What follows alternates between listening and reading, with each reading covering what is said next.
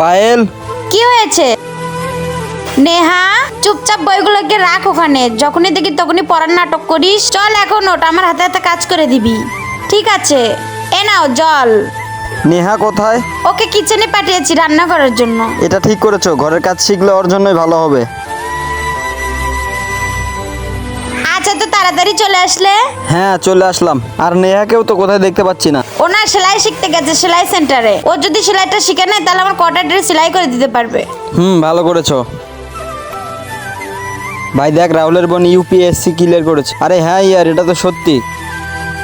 এটা কি করে হতে পারে? নেহা, পায়েল। কি হয়েছে রাহুল? নেহা, তুই ইউপিএসসি টপ করেছিস? হ্যাঁ দাদা। আমি তোকে কখনোই পড়তে বসতে দেইনি, কিভাবে সম্ভব হলো এটা? আমি বলছি তোমায়, কতবার বলেছি যে তুই তোর দাদার সামনে পড়তে বসবি না। যা নিজের রুমে গিয়ে পড়তে বস। নেক্সট উইকে আমি যদি ফিস সাবমিট না করি তাহলে আমাকে এক্সামে বসতে দেবে না। আমার কিছু সেভিংস আছে, সেটা আমি তোকে দিয়ে দেবো, তুই গিয়ে কলেজে জমা করে দিস। হ্যাঁ দাদা, আমি আর যা কিছু হয়েছি সব বৌদির জন্য।